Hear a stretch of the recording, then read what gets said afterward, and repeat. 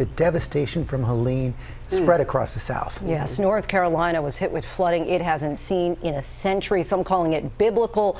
This is the scene in Asheville, which is now isolated after roads leading into the town flooded and cell towers were knocked down in the storm. So this is what we know right now. At least 91 people are dead, and that number is expected to rise. And power is out to some 2.1 million customers across that region.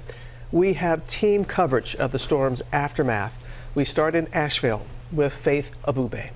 Good morning, Faith. Yeah, good morning to you, Robin. It's been days without power, cell phone service, or safe drinking water for so many people here in western North Carolina. Right now, we're in historic Biltmore Village, a popular shopping and dining enclave here in Asheville, which was submerged in water. There's debris all over the place and a muddy mess left behind. This stretches for miles and miles. One official calling the damage biblical devastation.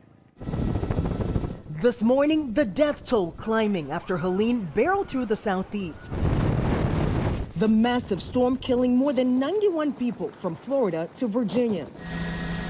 In Buncombe County, North Carolina, our affiliate WSOC capturing the scope of the damage from above. At least 30 people declared dead, dozens more unaccounted for.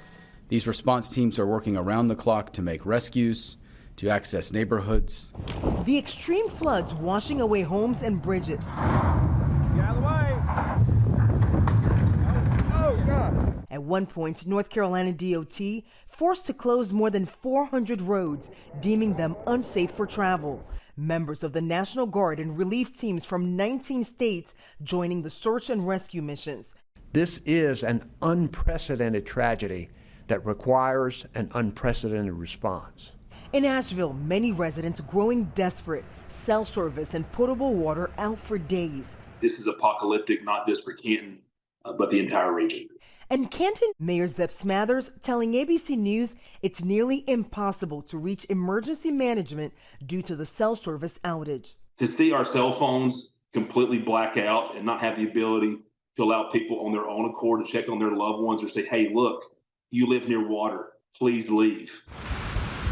Hurricane Helene rapidly intensifying in less than 12 hours, making landfall in Florida's Big Bend as a Category 4 storm late Thursday night with 140-mile-per-hour winds.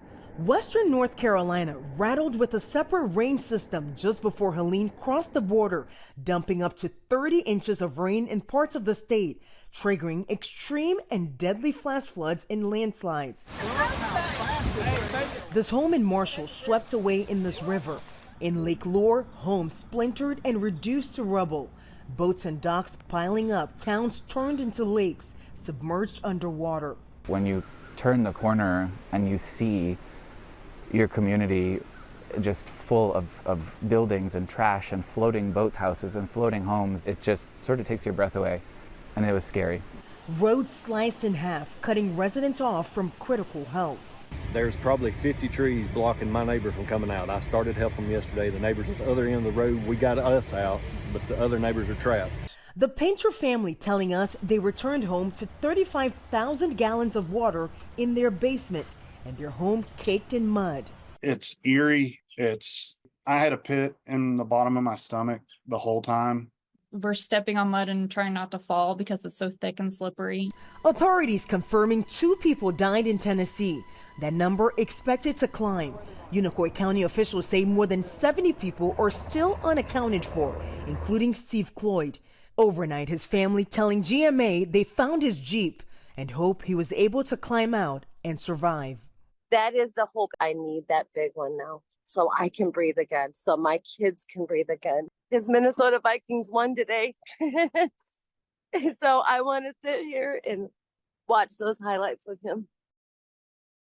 It's just so heartbreaking, George. This morning, there are still hundreds of roads here in western North Carolina that are still closed, including this one here, which means a lot of people are cut off from critical supplies. The roads are either still flooded, washed away, or unsafe in one way or another. And also, there are parts like this one where it's so muddy, slippery, and dangerous that it's unsafe to even walk around.